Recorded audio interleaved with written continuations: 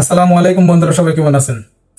আপনি যদি Islamic content নিয়ে কাজ করতে চান, ওয়াজ নিয়ে কাজ করতে চান, তাহলে এই ভিডিওটি আপনার জন্য। কেননা আপনি তো অন্য মানুষের ভিডিও নিয়ে আপনাকে কপিরাইট ফ্রি করে কাজ করতে হবে।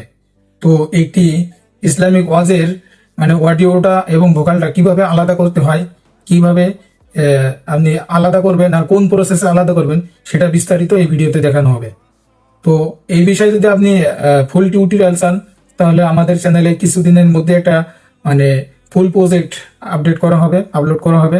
সেখানে আপনি কিভাবে ভোকাল রিমুভ করবেন, কিভাবে আপনি ভিডিওর ব্যাকগ্রাউন্ড দিবেন, কিভাবে ভিডিও ফুটেজ অ্যাড করবেন, কিভাবে আপনার ভিডিওটি তৈরি করলে আপনার কপিরাইট ফ্রি হবে, সেটা সম্পূর্ণ বিস্তারিত আমাদের সেই ভিডিওতে দেখানো হবে। আমরা এই ভিডিওতে আপাতত ভোকাল এবং মিউজিকটা কিভাবে আলাদা করব সেটা দেখানো হবে।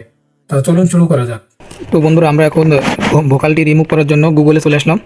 গুগলে চলে এসে এখানে আমাদের সার্চ করতে হবে ভোকাল রিমুভার। এই যে ভোকাল রিমুভার, এখানে ভোকাল রিমুভার সার্চ করে আমি প্রথম ওয়েবসাইটে চলে যাব। এই ওয়েবসাইটে গিয়ে আমার ভোকালটি রিমুভ করে দেবো। এখানে যে ব্রাউজ মাই ফাইল অপশন আছে, এখানে ক্লিক করব। ক্লিক করে আমার যে ফাইলটি আছে এই ফাইলটি আমি নিয়ে আসবো।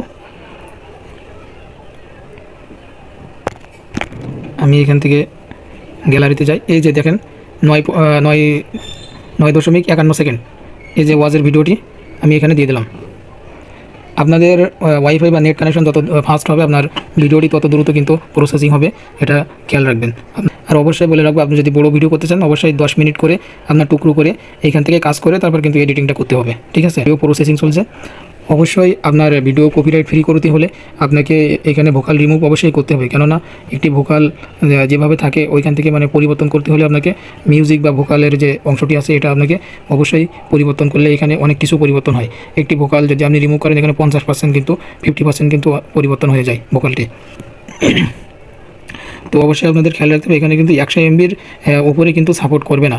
আপনাকে কিন্তু ভিডিওর কোয়ালিটিটি একটু নর্মাল করে এখানে অডিওটি তৈরি করে নিতে। আচ্ছা, আমরা এখন মিউজিকটা বন্ধ করে শুধু ভোকালটা দেবো।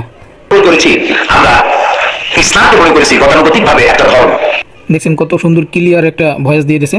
এখন আমরা এই নিচে সেভ অপশন আছে, সেভ অপশানে ক্লিক করবো। এই যে নিচে ফরম্যাট MP3 সেভ অপশান আছে, এখানে আরেকটি অপশান আছে আপনার, আমি একটু জুম করে দেখাই। এই যে দেখুন,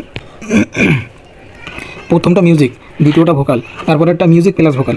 আমরা মাঝখানেরটা নিব, ভোকালটা নিব শুধু। ভোকালে ক্লিক করে দিলাম, দিলে এই যে আমাদের ভোকালটা কিন্তু সেভ হয়ে গেছে। ওপেন, দেখছেন ওপেন ফাইল, এখানে সেভ হয়ে গেছে। এখন আমাদের কাজ হলো ক্যাপকাটে গিয়ে এডিট করতে হবে, ঠিক আছে?